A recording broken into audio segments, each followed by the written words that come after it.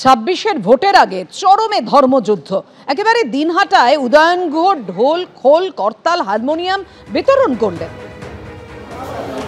১৪৫টি নাম সংকীর্তন দলকে সঙ্গীত সামগ্রী বিতরণ করলেন উত্তরবঙ্গ উন্নয়ন মন্ত্রী। খোল, করতাল, হারমোনিয়াম তুলে দিলেন তিনি।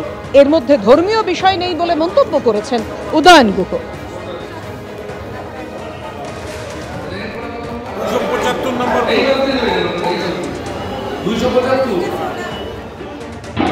এর আগে ১৪৫টাকে দলকে দিয়েছিলাম, আজকে আরও ১৪৫টা দিনহাটা বিধানসভার জন্য যারা কীর্তন করেন,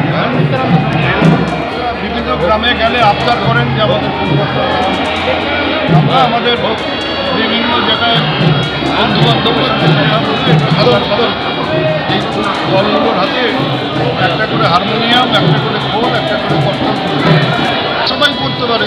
কিন্তু আমাদের এটা মানে ধারাবাহিকভাবে চলছে। দুটো ফেজে আগে দিয়েছি, আজকে তৃতীয় ফেজ।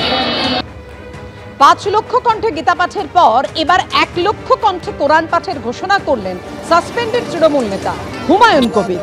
বিজেপি আজ নতুন করে হিন্দুত্ব করছে না, রাম মন্দিরের এজেন্ডা নিয়ে ক্ষমতায় এসেছে। বাংলা দখল করার জন্য এখন গীতা পাঠ করছে। আগামী দিনে মুসলিমদের নিয়ে কোরআন পাঠের আয়োজন করব। ১ লক্ষ কণ্ঠে কোরআন পাঠের ঘোষণা করলেন হুমায়ুন কবির। বিজেপি আজ নতুন করে হিন্দুত্ব করছে না। বিজেপি বরাবরই হিন্দুত্ব তাস খেলে। ওরা দীর্ঘদিন ধরে রাম মন্দিরের এজেন্ডা নিয়ে ক্ষমতায় এসছে, 19টা রাজ্য দখল করেছে। বাংলা দখল করার জন্য তারা গীতা পাঠ করছে। আমি আগামী দিনে মুসলমানদের বেশি বেশি করে বিধানসভায় সিট জেতার জন্য কোরআন পাঠেরও আয়োজন করব। কোরআন পাঠ হবে, লাখো লোক নিয়ে কোরআন পাঠ হবে। তাদেরকে আরামসে খাওয়া দাওয়া করিয়ে দিনভর মুর্শিদাবাদে কোরআন পাঠের আয়োজন করি। আমি ১ লক্ষ হাফেজকে দিয়ে কোরআন পাঠ করাবো আগামী দিনে। ১ লক্ষ মুর্শিদাবাদের কোনো একটা জায়গায় প্যান্ডেল করব বড় করে। ১ লক্ষ হাফেজ, কোরআনের হাফেজদের দিয়ে আমি কোরআন পাঠ করব। গীতা পাঠ করতেই পারে সনাতন ধর্ম অবলম্বী মানুষ, তাদের কালচার, তাদের গীতাকে তারা সম্মান করে, তারা এ নিয়ে আমার শ্রদ্ধা আছে ওনাদের প্রতি। ভারতবর্ষের মাটিতে, শ্রীকৃষ্ণের মাটিতে গীতা পাঠ হবে, এ তো স্বাভাবিক ব্যাপার।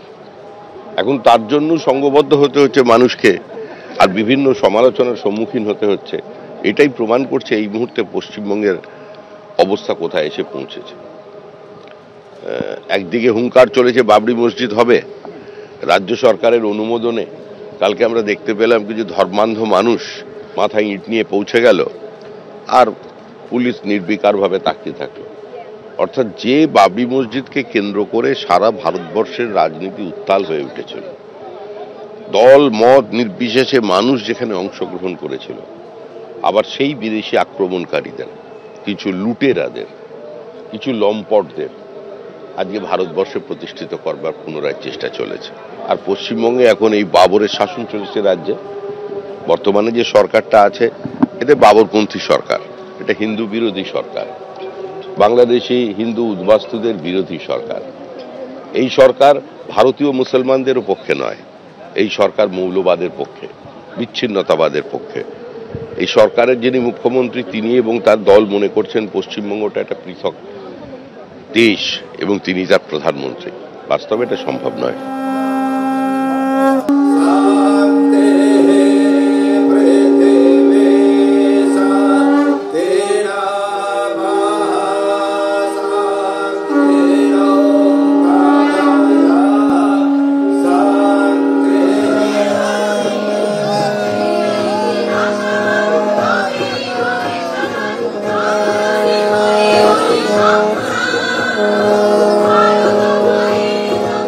ব্রিগেডে ৫ লক্ষ কণ্ঠে গীতা পাঠের অনুষ্ঠানকে বিজেপির সমাবেশ বলে কটাক্ষ করেছেন কুণাল ঘোষ।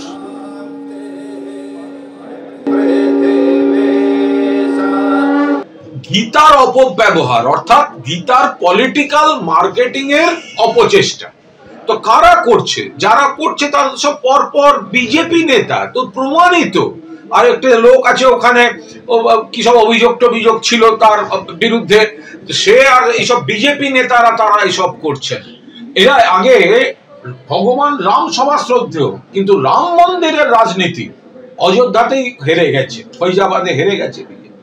তো এখানে বিজেপির লোক নেই, জন নেই, বুথের এজেন্ট নেই, বিএলএ 2 পায় না বুথে। ফলে এখন গীতাকে সামনে রেখে কিছু লোককে বিভ্রান্ত করতে নেমেছে। এরা সব মেকি হিন্দু, জালি হিন্দু। এরা, এই ব্যক্তিরা শুধুমাত্র নিজেদের রাজনৈতিক রুটি কাপড়া আর মাকান মানুষকে দিতে পারছে না, বাংলাকে অপমান করছে।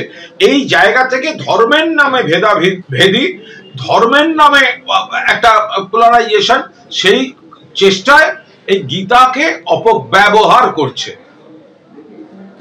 গীতাকে ব্যবহার করার কথা যখন বলছেন, যখন কটাক্ষ করছেন কুণাল ঘোষ, তখন সুকান্ত মজুমদার বলছেন গীতা পাঠের অনুষ্ঠান সকলকে একত্রিত করার অনুষ্ঠানে পরিণত হয়েছে এবং এর মধ্যে দিয়ে হিন্দু ধর্ম এবং সংস্কৃতি রক্ষা হবে।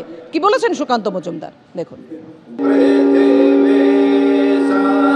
এই গীতা পাঠের অনুষ্ঠান সকল হিন্দুদের একত্রিত হওয়ার একটি অনুষ্ঠানে পরিণত হয়েছে এবং বাংলার যা বর্তমান পরিস্থিতি, এই পরিস্থিতিতে হিন্দু ধর্ম সংস্কৃতি যদি রক্ষা করতে হয়, যার জন্য পশ্চিমবঙ্গ তৈরি হয়েছিল, হিন্দুদের জন্যই তো পশ্চিমবঙ্গ তৈরি হয়েছিল, তাহলে পশ্চিমবঙ্গ তৈরি হওয়ার তো কোনো দরকার ছিল না, পুরোটাই পূর্ব পাকিস্তানে চলে যেত জিন্না এবং সোহরাওয়ার্দীর দাবি অনুসারে। তো আজকে কিছু লোক বলছে যে 90টা সিট আমাদের, থাকতে সবাই পারে, এখানে কোনো অসুবিধে নেই, কিন্তু ভাগ তো হয়েছিল হিন্দুদের জন্য। আজকে হিন্দুরাই যদি এখানে পরবাসী হয়ে যায় তাহলে তো চিন্তার বিষয়। নির্বাচনের সাথে গীতা পাঠের কোনো সম্পর্ক আছে বলে আমার মনে হয় না।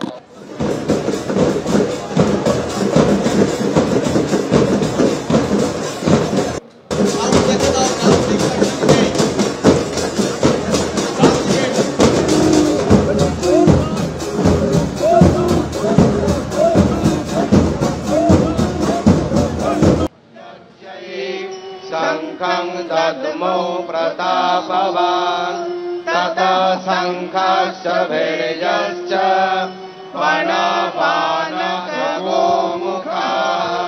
सहसा। 5 লক্ষ লোক বিজেপি বাপের জন্ম দেখতে পাবে না এখানে, জান। পশ্চিমবাংলায় বিজেপি 5 লক্ষ লোক একসঙ্গে দেখতেও পাবে না, জানেই না 5 লক্ষটার কথা, অঙ্কটাই জানে না। যে যা ইচ্ছে মতো বলে যাচ্ছে বলুক। একটা জিনিস পশ্চিমবাংলায় বিজেপির যে অপদার্থ লিডাররা রয়েছে, পশ্চিমবাংলায় বিজেপির যে অশিক্ষিত লিডাররা রয়েছে, পশ্চিমবাংলায় বিজেপির যে আনকালচার লিডাররা রয়েছে, এরা কোনোদিন পশ্চিমবাংলার মানুষের মনে এতটুকু জায়গা করতে পারে। এবিপি আনন্দ, এগিয়ে থাকে, এগিয়ে রাখে।